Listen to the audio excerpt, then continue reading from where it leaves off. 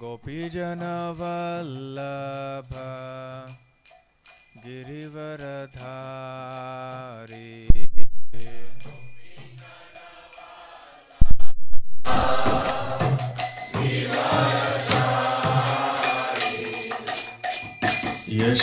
Yashodanandan ब्रजजनरंजन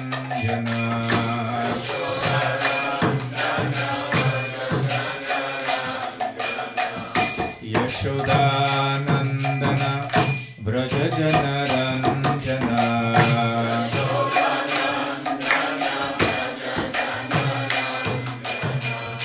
Yamuna Tirah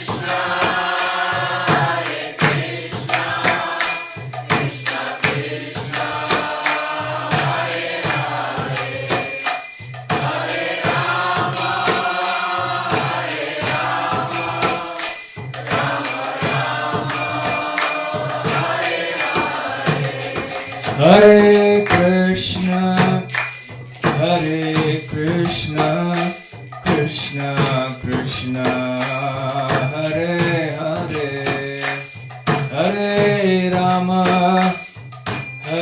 Rama, Rama Rama, Hare Hare.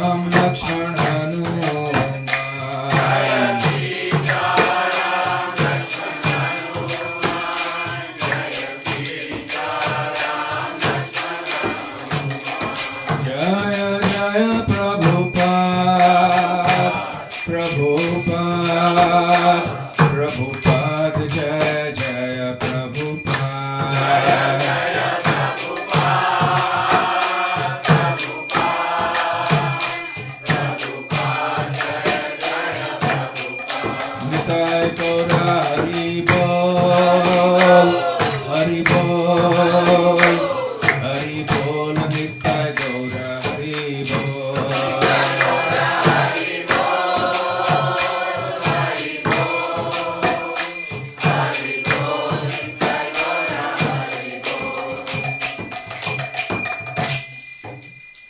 Jayam Vishnupad Paramhansa Parivrajatacharya Shri Sattva Grace Abhay Charanaravind Bhakti Vedanta Swami Srila Prabhupada Ki Jai Ananta Koti Vaishnava Vrinda Ki Jai Shri Shri Radha Gokulananda Ki Jai Shri Shri Gaurnitai Ki Jai Shri Shri Sita Ram Lakshman Hanuman Ki Jai Nitai Gaur Premanande.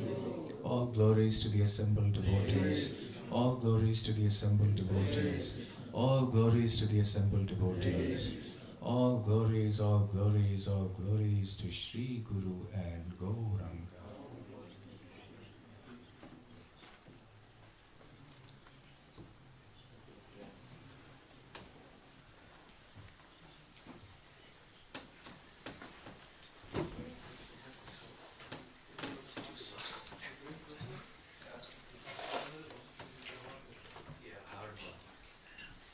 Too much comfort and luxury is painful.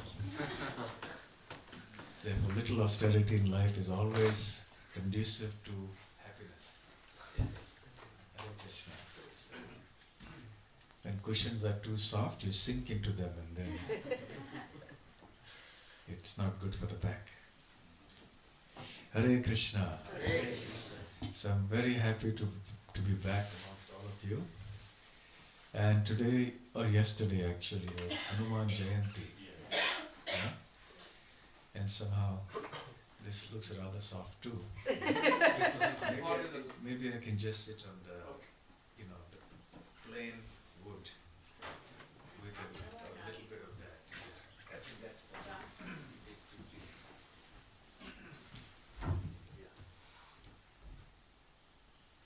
This one isn't finished. Again, too much will cost me. Oh, this is so nice.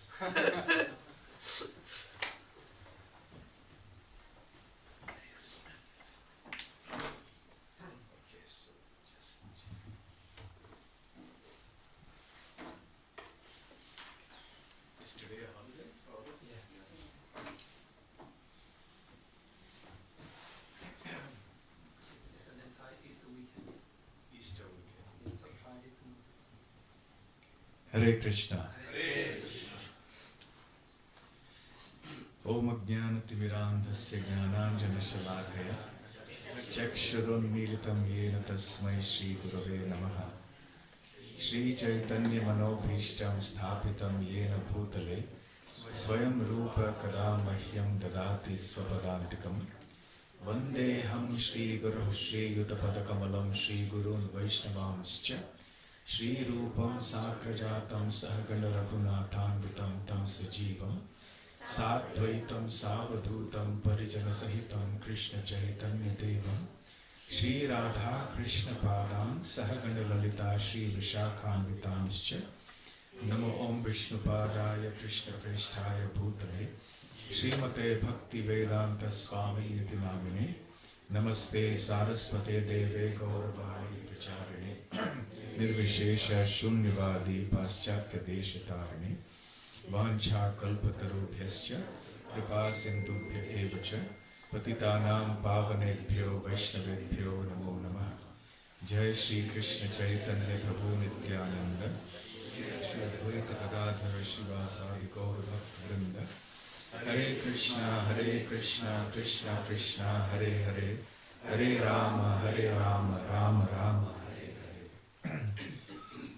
Hare. Hare Krishna.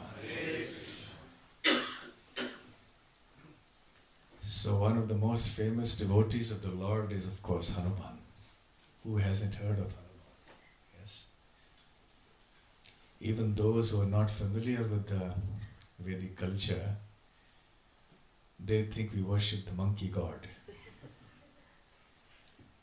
I remember in one of our national meetings in India, somebody was showing a lecture, video, short clip of some evangelist preacher and in some other country. And he was saying, these people worship the monkey. the monkey god. So there's much misunderstanding about this, yes?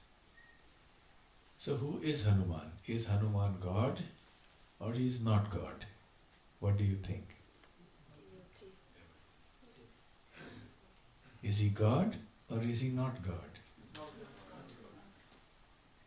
He is not God, he is a devotee of God, but what? The great devotees of the God are worshipped as good as God. That is our philosophy. Devotees, the personalities like Hanuman, they're not directly the Lord. They always consider themselves to be the servant of the Lord. And they feel very offended if you call them God. Rightly so, because they are servants of the Lord. One time when Srila Prabhupada was in America in the early days of the movement, and some of his disciples in their enthusiasm started proclaiming Prabhupada to be an avatar of the Lord. And he became so upset that he actually asked them to leave the institution. He said, "You go away, you're going to create havoc here. If you're going to start spreading all such apasiddhanta, which means wrong conclusions, then it will create havoc.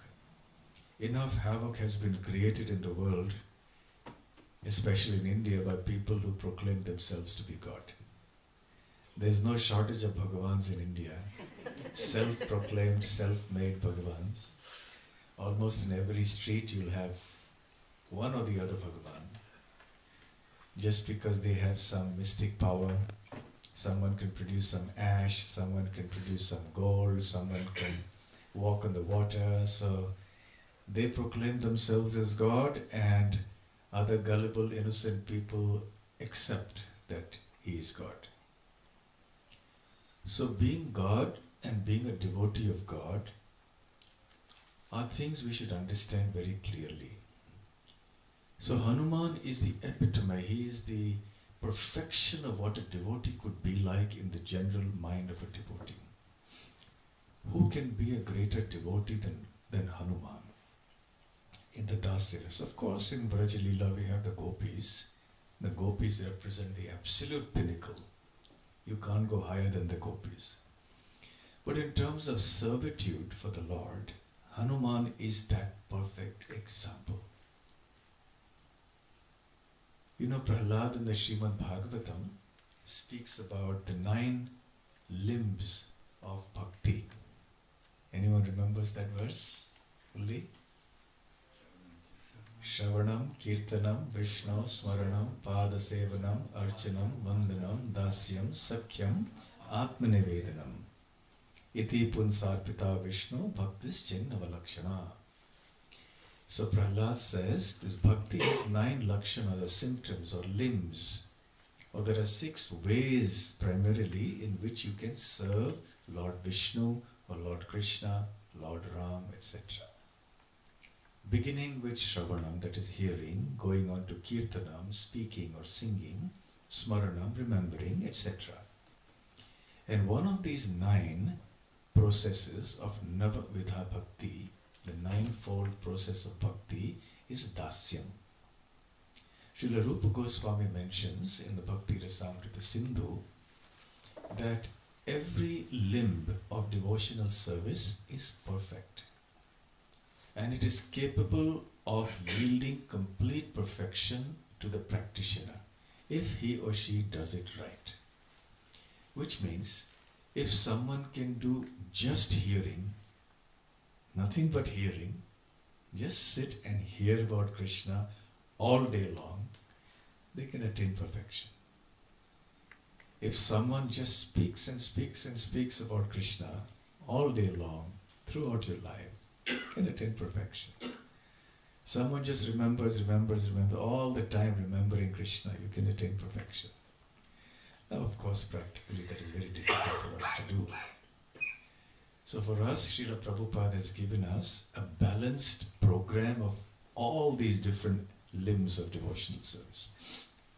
So sometimes we hear, sometimes we speak, sometimes we worship, right? Sometimes we offer prayers, we engage in various other forms of devotional service. But Rupa Goswami has given examples of how various devotees in history have attained perfection by adopting one of these ninefold processes of devotional service. Yes? When you use the word perfection, what does perfection mean? Perfection means to attain pure devotion to the Lord. Devotion that is not tinged by any selfish interest. What to speak of not wanting anything material in this world, something simple like money or enjoyment or position or prestige or name and fame, etc., or even going up to the heavenly planets, Swargaloka, etc. But the pure devotee doesn't even desire liberation from the cycle of birth and death. All the devotee wants is unalloyed, unmotivated, uninterrupted seva, pure seva to Krishna, to the Supreme Lord. Savai pumsam paro dhammo yato bhakti radhokshaje ahitokya vyavahita yayatma suprasidati. So this is the conclusion of the Bhagavatam. That service by which love for the Supreme Lord is awakened in the heart, and which service is uninterrupted and unmotivated, is the highest dharma, paro dharma. There are varieties of dharmas, but this is paradharma, supreme dharma. So this is the standard of perfection in devotion. So, for example, by hearing, Parikshit Maharaj perfected his life. By speaking, Shukadev Goswami perfected his life. By remembering, Prahlad Maharaj perfected his life. Similarly, what about Dasyam? Dasyam means being a servant of the Lord. So it is Hanuman whose name comes to mind in terms of perfection in devotional service, simply by accepting himself as a servant. So when you think of a servant of God, the first thing that comes to mind is Hanuman. And that is Hanuman's identity, and that is what he is proud to declare. I am the servant of Lord Ram. In the beginning, in the first meeting of Hanuman with Ram and Lakshman in Kishkindha, in the forest, I'll talk about it tomorrow perhaps, because these 3 mornings we're going to talk about Hanuman. So, in the first meeting he declared himself, he introduced himself as the assistant of Sugriva, not as a devotee of Ram. Because this was in this Leela the first time he was meeting Ram. But, of course, Ram perhaps wasn't so pleased with that. But when Hanuman went to Lanka and he was finally arrested, or rather should we say, he allowed himself to be arrested by Ravana's son and his other soldiers, when Ravana asked him very condescendingly and angrily, "Who are you?" And he said, "Dasoham Kosalendrasya Ramasya Klishta Karmana." He said, "Dasoham, I am the servant. Das aham." So I am the Das, the servant of whom? Kosalendrasya, the Indra, the king of Kosala. Dasharath Maharaj's province is called, kingdom is called Kosala. Ramasya, whose name is Ram. Aklishta Karmanaha, who never gets tired in his work, who is tireless in his work. I am a servant of that Ram. So this is Hanuman's self-introduction. He is a servant of Ram. So everywhere we think of Hanuman, we immediately think of his spirit of seva, his spirit of servitude. The perfect servant is one who has only one desire. What is that? To please the master.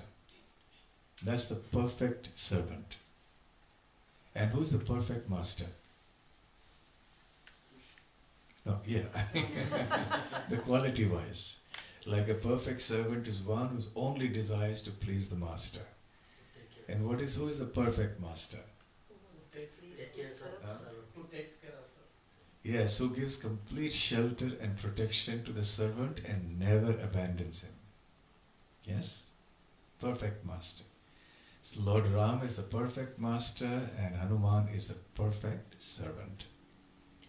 So Hanuman is so happy serving Lord Ram that even though he knows about the glories of Braj and the exalted nature of the love of the gopis for Krishna, and that they are much more exalted than him, and you can't have any higher standard of devotion in this world than the love of the gopis. But if you ask him, would you like to be a gopi? No, no, I want to serve Ram. I want to be in Ayodhya. It's not that Hanuman did not know about the gopis. But you see, each of us is situated on the spiritual platform in a certain relationship to the Lord, in a certain bhav, in a certain mood, in a certain rasa or a mellow. At this point in time, we don't know what it is. Sometimes devotees prematurely ask, so would you like your rasa with Krishna to be? It's too early to say. You know, sometimes you ask a child, what do you want to be when you grow up? He'll say, I want to be an astronaut. You ask him after 1 month, so well, I want to be a policeman. You ask him after 6 months, I want to be an engine driver. I remember asking one child, what do you want to be when you grow up? I want to be a pediatric neurologist. I said, oh my God. So how do you know these words? You must have heard somebody saying it. I want to be a pediatric neurologist. So they have a fancy, they say something, but when they grow up, then they realize what they want. It's too early for them to say or know what they want to be. So similarly for us in the early days of our Krishna consciousness, it's too early to say, what is my eternal rasa with Krishna? We don't know Madhurya Ras or Vatsalya Ras, Sakhya Ras, we don't know. But there's one thing we know, that Dasya is very much prominent. So we are Das of the Guru and Krishna. So what is prominent in our stage of Krishna consciousness is the principle of servitude to the spiritual master, to the Vaishnavas and to the Supreme Lord. This has to be our most prominent sentiment and mood. And of course, it is this spirit of dasya, the spirit of servitude, that underlies all the other rasas. Because without servitude, there is no sakhya. One cannot be a friend of Krishna without having the spirit of service. So in sakhya, you have servitude, but you have something more than that which exists in dasya. There is a sense of intimacy and a sense of equality with Krishna, which is not there in the dasya ras. The servant always considers himself or herself the servant. Whereas in sakhya, there is a spirit of service, but there is a sense of equality. So the cowherd boys feel themselves equal to Krishna. And they'll joke with Krishna, they'll climb on Krishna's shoulders, they'll tease him, they'll steal his lunchbox. You know, they can do all these things because there is a sense of intimacy, of equality. In Vatsalya, not only is there a sense of equality, there is a sense of superiority, where the devotee considers himself or herself to be superior to Krishna. And therefore Mother Yashoda thinks, if I don't feed Krishna, he will get disease, he may even, some harm may come to him. Or Nanda Maharaj and the elder Gopas think, we better shift our location, because there's so many demons coming here, so we must protect him. So they have this sense of wanting to protect Krishna rather than the other way around. So in this way, all the other rasas have some added elements that are there in the previous rasa. But underlying all of these is the principle of servitude. So therefore this dasya bhav is very important for us as practicing devotees. And for us, Hanuman therefore is a wonderful example.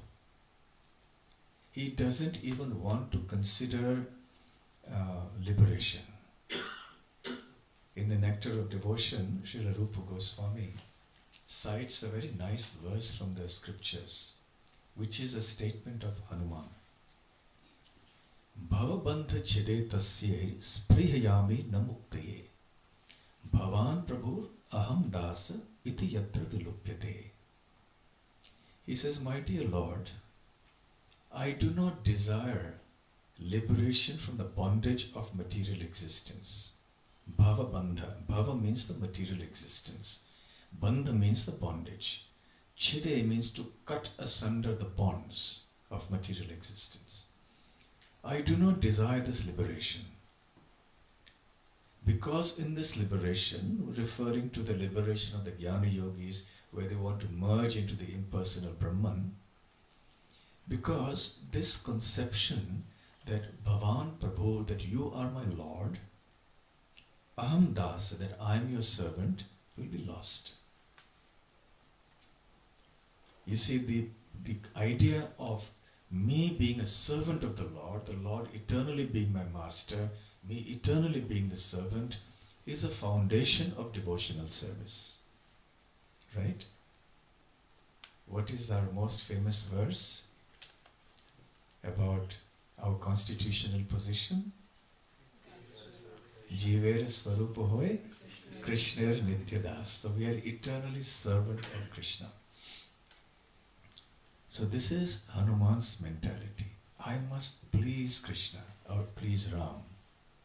And even if you tell him, look, I'll give you the position of a gopi in Braj, what will Hanuman say? All glories to the gopis of Braj. My prostrated obeisance to them. I will take the dust of their lotus feet on my head. And genuinely he appreciates them. But as far as his own mood is concerned, is Ram. So every jiva has a certain mood that will be revealed at some point in time. And whatever that mood may be now, since we do not know, we will follow in the footsteps of the great devotees. So Hanuman's desire to please Lord Ram is so strong that he is willing to do anything and everything for Lord Ram. There is this little folk tale about why the deities of Hanuman in temples are red in color. You must have visited many Hanuman temples and you see that the deity is red in color. One time he went to Sita Devi, and he saw that she had some red powder in the parting of her hair. So he asked out of curiosity in all his innocence, why do you have this in your hair? Now she didn't want to explain the whole detail. She said, because it pleases Ram.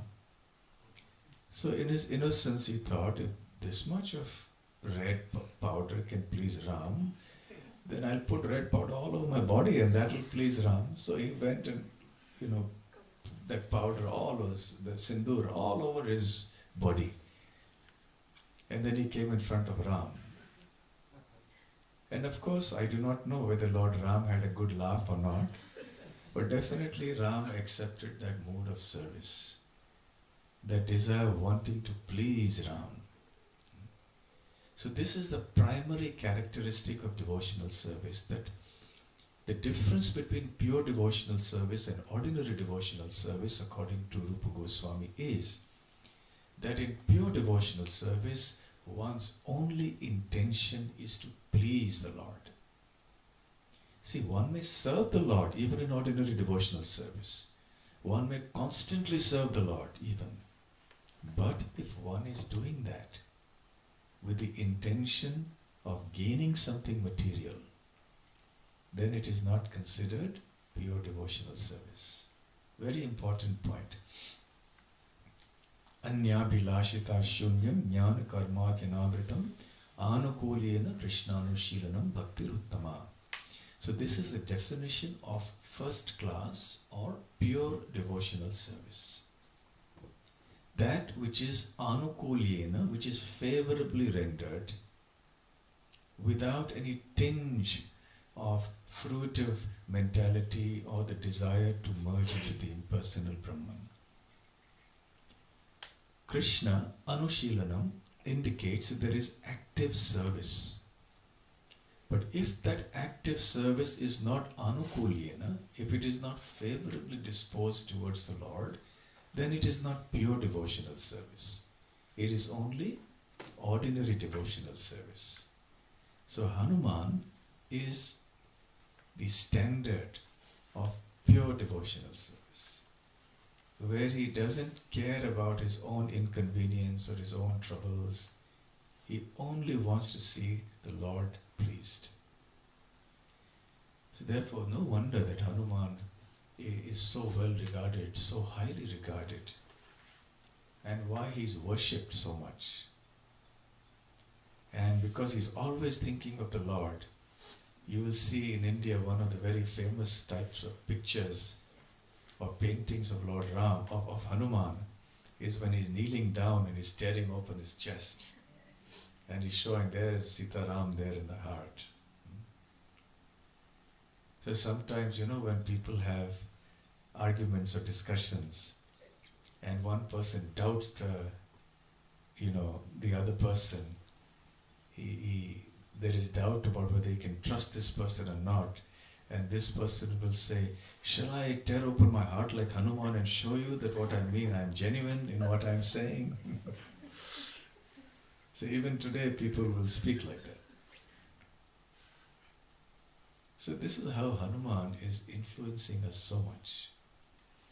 And when we talk of Hanuman as a monkey, we should remember he was not an ordinary monkey like any other monkey you find anywhere. And we'll discuss more about that tomorrow perhaps. So Hanuman is the son of the wind god. The monkey soldiers who were part of Lord Ram's army were expansions or rather incarnations or sons of various demigods. Hanuman was the son of Vayu, the wind god. Sugriva was the son of the sun god. Like that. All of them were the children or sons of different demigods. So they are not ordinary personalities. So I wanted to speak today also about the history or the birth of Hanuman. And there's an interesting way in which this topic comes up. See, the whole Ramayana is over. Lord Ram has defeated Ravana in Lanka, and he has come back to Ayodhya. And he has begun his reign. How long did Lord Ram rule? 11,000 years. 11,000 years. That's mentioned by Valmiki Muni in the Ramayana. So in the course of that reign, one time, Agastya Rishi came. Now as you know, the Lord and any great Vedic kings would always welcome great sages into their court. They always loved having sages to come there. They would hear good instructions from them. They would seek their blessings for themselves and their citizens. This was the culture. And however big or great the king was, he would take a very humble position when the sages arrived. And many times they would offer their throne to the sage. Please sit on the throne. Of course the sages would not sit on that throne. Who would like to sit on such a throne? Full of so much anxiety and so much trouble. Sometimes when I go to to visit sometimes people sometimes in their office or wherever, out of respect they say, please sit on my chair. Oh, that chair, I won't sit on that chair. He may be some big businessman, has some multi-million-dollar business or something. No, I don't want to sit on that chair. So there's an interesting history. So Agastya Rishi one time came to the court of Lord Ram. And Lord Ram asked him a doubt. He said, "O sage, there is a certain doubt that has come into my mind regarding Hanuman." And Hanuman was there too, sitting there in the audience. Hanuman was curious. What is the Lord going to say? What is he going to ask about me? So he was waiting probably with bated breath. What is the Lord going to say? So Ram said to Agastya Rishi, Ravana was undoubtedly a very powerful hero. Vali, the brother of Sugriva, was undoubtedly also an even more powerful warrior. But in my opinion, Hanuman was even more powerful than them. And I have seen this. It is only because of Hanuman's exploits on the battlefield that I could emerge victorious in Lanka and I defeated Ravana. If it wasn't for Hanuman, I would not have been able to do that. So therefore, in my opinion and my observation, Hanuman was much more powerful than Ravana and Vali and any other warriors. So what puzzles me is, why is it that Hanuman did not defeat Vali? When Sugriva was living with Hanuman in the Rishimuka mountain, Vali was the older brother of Sugriva, and he had banished his younger brother Vali, Sugriva, from the kingdom, and he had also kidnapped his wife. So Sugriva was in great torment, being deprived of his kingdom and his wife. And he was living a very fearful existence in the nearby Rishimuka mountain. And the only reason he felt somewhat secure there is because there was a sage called Matanga who had cursed Vali. Vali had killed a demon called Dundubhi, and he had thrown his body in great anger. Now, as the body of the dead Asura flew across the sky, his blood started dripping everywhere along the trajectory. And the drops of blood also fell in the ashram of the sage Matanga. So Matanga was furious to see rain of blood. And he said, who is this ignorant person, scoundrel, who has done such a thing? He has vitiated and contaminated my pure ashram with blood. Then by his mystic power he understood it was Vali who had done it. And he cursed him and said, if this Vali ever steps into my ashram or anywhere even a few 6 kilometers around it, he will instantly die. And if his ministers dare to come into this area, they will become statues. So when Vali heard of it, he became very afraid, and he tried to plead with the sage, but the sage would not relent. So that area became out of bounds for Vali. So when Vali threw out Sugriva, this was the only place he could take shelter in, where he felt somewhat secure. And Sugriva was living there along with a few of his associates. The foremost amongst them was Hanuman. So Ram's question is that I made a pact of friendship with Sugriva in Kishkinda, and I promised to deliver back his wife and kingdom to Sugriva, and in return he would help me to search for my wife, Sita. So why was it that it was I who was required to help Sugriva when the great powerful warrior Hanuman was right there? Hanuman should have easily been able to defeat Vali.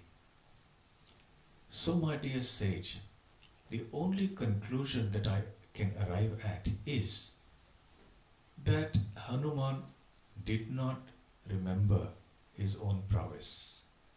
He did not know that he was so powerful. If he had known that he was so powerful, then definitely he would have acted in the interest of his dear friend Sugriva, and he would have defeated or killed Vali. So Agastya Rishi says, yes, my dear Ram, there is a very interesting history I will tell you about the birth of Hanuman. Then he begins the story. And he said that there was a great monkey whose name was Kesari, who lived in Mount Meru. And his wife was Anjana. And somehow, through Vayu, Anjana bore a child. And this child was born in Kishkindha. Any of you by any chance have been to Kishkindha in South India? It's a place called Hampi. It's one of the UNESCO heritage sites now because of various other historical reasons. But Hampi is the place where Lord Ram and Lakshman stayed for 4 months in the monsoon season. That's the place where he killed Vali. That's the place where Kishkindha was, Sugriva, Hanuman, they stayed there. That was also the birthplace of Hanuman. You have to climb a hill. It's quite a climb. Many hundreds of steps. And then you go right on the top and it's called Anjanadri, the hill of Anjana, who was the mother of Hanuman. So, once Hanuman was born, of course he was not named Hanuman at that time. Anjana, the mother, after giving birth to this child, went to gather some fruit in the forest to feed herself and her child. And at that time, this child was hungry. He looked up at the sun and then thought this was some kind of a fruit. So he leapt into the sky to grab that fruit. And he sped in the sky with such force and with such speed that even the demigods were astonished. And they started discussing amongst themselves and said that we have never seen anybody, not even Garuda, fly at this speed. This child, this monkey child, is flying even faster than the mind. So they were struck with wonder to see this. And as he flew through the sky, his father Vayu, the wind god, covered him to protect him from the harsh rays of the sun. And even the Surya, the sun god, when he saw Hanuman speeding towards him like that, as I said, he was not named Hanuman yet, he also felt compassion for him and he didn't burn him. And he allowed Hanuman, or this child, to sit next to him very affectionately. Now it so happened that just at that moment, Rahu happened to approach the sun. Now, as you know, according to Vedic philosophy, eclipses happen because of Rahu and Ketu. So they cover over the sun and the moon, and therefore we have eclipses. So Rahu had come there, and it was time for an eclipse. And suddenly he sees there's someone else trying to gobble up the sun. And not only that, when this child saw Rahu, he thought this was some new food, some new fruit. So he leapt at Rahu and grabbed him. Now Rahu was terrified. Somehow or the other, with great difficulty, he managed to free himself from the grasp of this child. And he fled and straight went to Indra, the king of the demigods. And he said, "Oh Indra, have you changed the system? What has happened here? As far as I know, I am supposed to be, the sun and moon are supposed to be food for us. And I am supposed to go and eclipse the sun. But here I saw another entity, strange looking entity who was trying to eat the sun. And not only that, he attacked me when I went to discharge my constitutional right." There's another Rahu that has emerged in this universe. So Indra was surprised. Another Rahu? I don't know, there's somebody else. Just like if a prime minister is told there's a new minister in your cabinet and the prime minister doesn't know about it, the prime minister is going to be really surprised. So Indra said, "Come on, I'll come with you." So he sat on the back of his carrier Airavata, who is a white, milk white elephant. And he said, I'm coming right behind you. So Rahu again sped and went towards the sun. This time again Hanuman, this child, jumped onto Rahu. And he cried out, Indra, please protect me. Then Indra saw this strange sight. He said, who is this monkey child?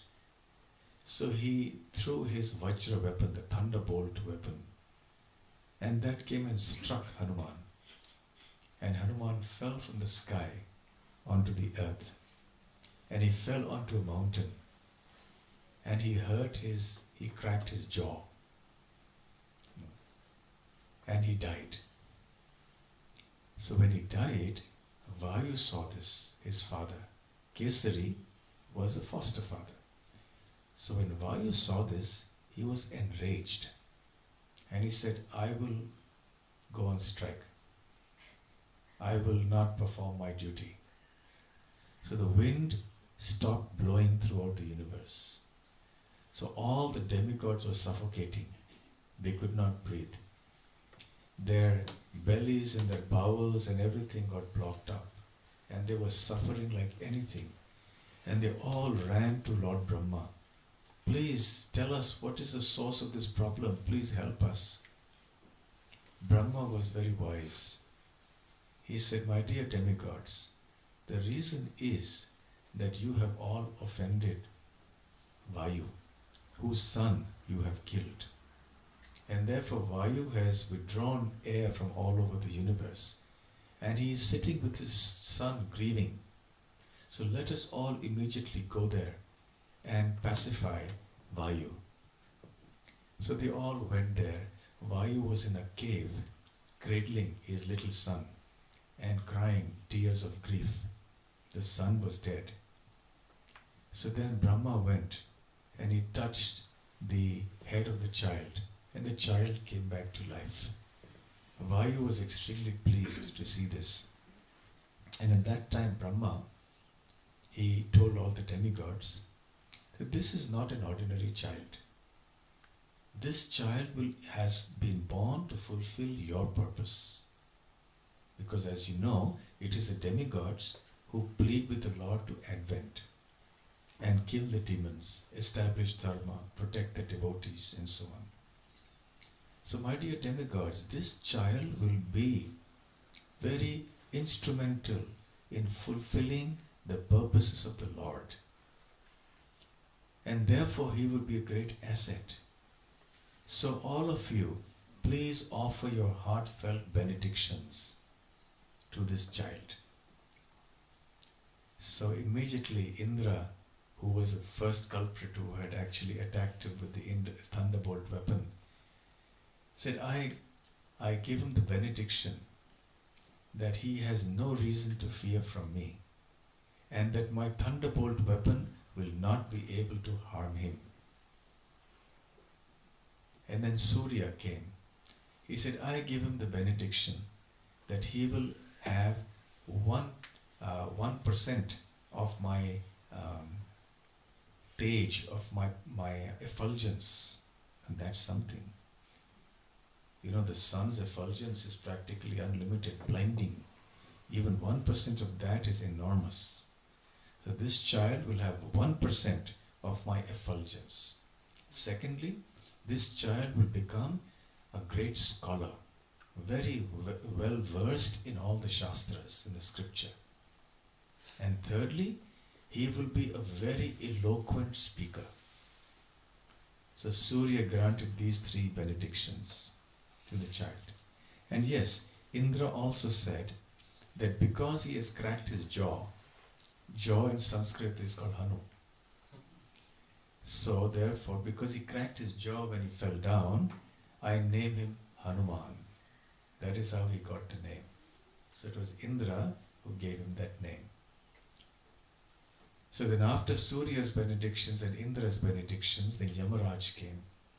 And Yamaraj said, I bless him that he will be immune from my Kala Danda.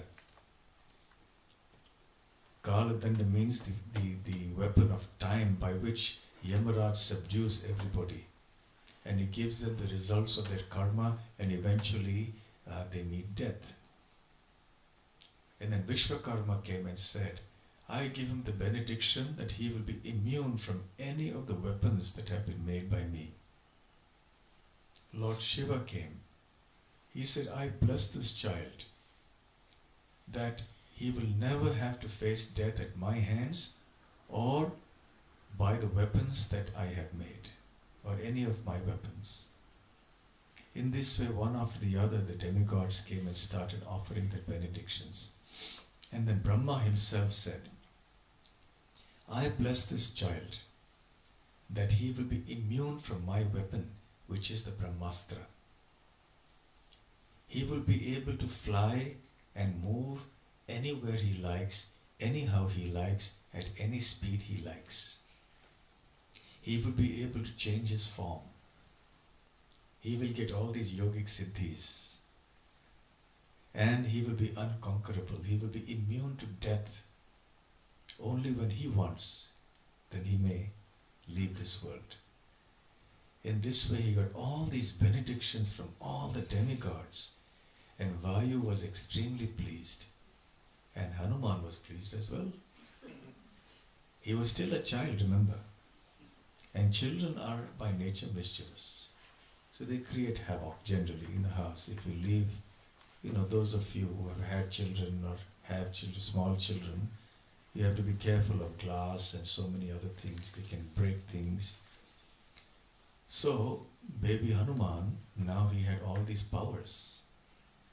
So then he started creating havoc everywhere, in a childish way, of course. But what was childish for him was great catastrophe for others, because he was so powerful. He didn't realize how powerful he was. And so the sages and who were doing austerity, they just didn't know what to do. Because he was creating such a nuisance for everybody in his own childish way, then they couldn't curse him because he was immune from all these, from death and from harm and so on and so forth. So finally they called a huge conference of all the sages, and ISKCON was called to discuss this huge problem at hand.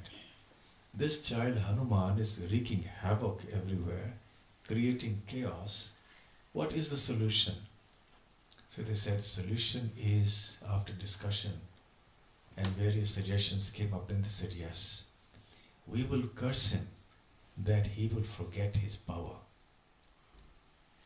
And when he forgets his power, then he will behave in a very sober and humble way. It's only when he is reminded of his power will he be able to exercise that power again. So then they cursed him that, Hanuman, may you forget your powers. And it is only when you will be reminded in future about your powers that you will get them back. And then Hanuman forgot.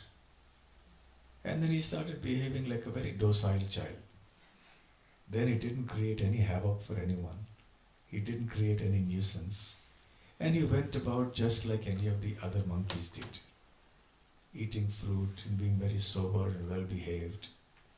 But the other benedictions of the demigods were there. He became a great scholar. He could, so he would get lessons from Surya. He would travel round and round with Surya in his chariot, and Surya Dev taught him all the Vedas. So he became an exceptionally gifted scholar and such an eloquent speaker, as we will see tomorrow.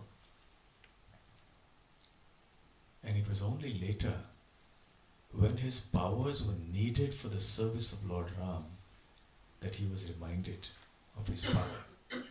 And then he realized, oh, I'm Hanuman. And I'm so powerful. And then he exercised those powers and he jumped across the sea, went to Lanka and did so many things. So you see, we all have this innate spiritual power. We are not meant to be here in this material world, rotting in the cycle of birth and death with this horrible material body that is only the cause of pain and distress. We are meant to be living in the spiritual world, in the company of the Lord, serving Him and His devotees eternally. Somehow or the other, by misfortune, we are here in this cycle of birth and death. So whatever power we get, whatever abilities, intelligence, wealth, etc. that we get are not ours. They're meant to be used in the service of the Lord and for no other reason. So Hanuman's power and the story of his being cursed to forget is an important lesson for us. So Hanuman is a symbol of enormous service. Srila Prabhupada used to criticize some sadhus who were lazy.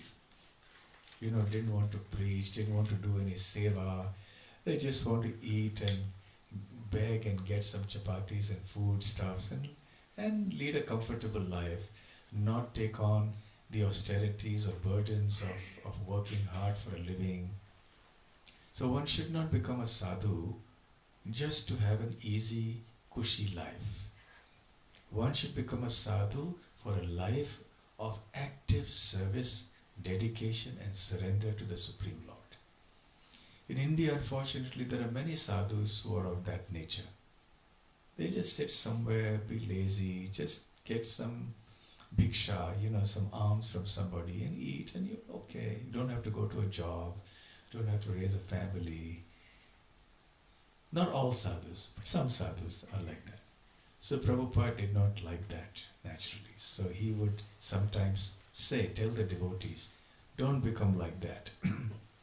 And then he quoted a little humorous proverb which said that there are these sadhus who have these big bellies and they sit and eat, but they don't do any service. You ask them, do some seva, they say, no, they're not ready.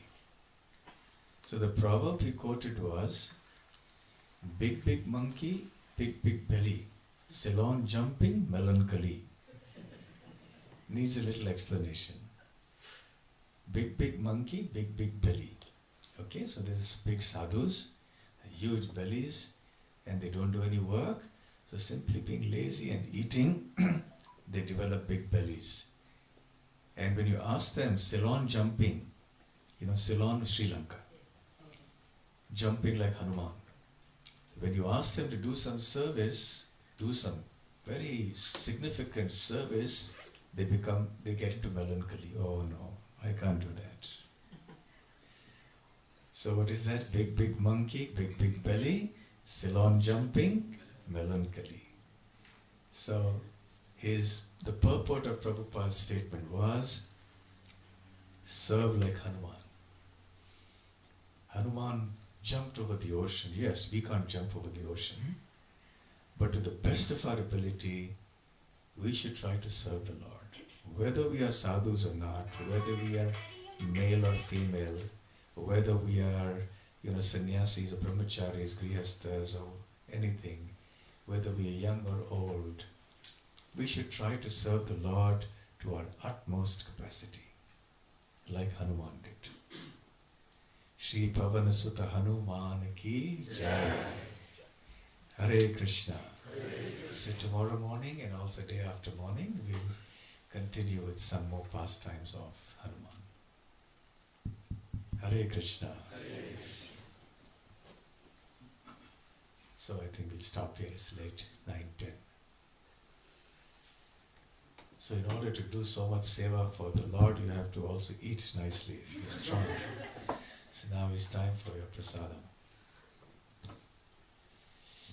Okay, Hare Krishna. Srila Prabhupada ki Jai. Hare Krishna. Thank you very much, Maharaj. Wonderful Ram Leela.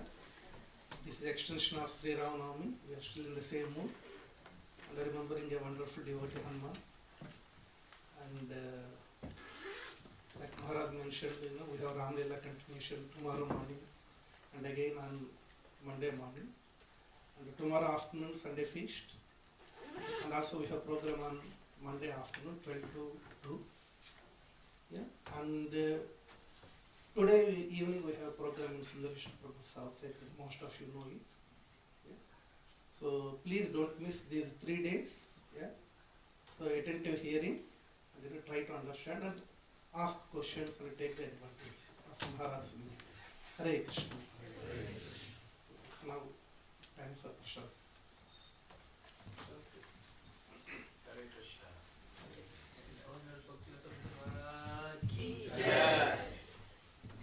Mahaprasade Go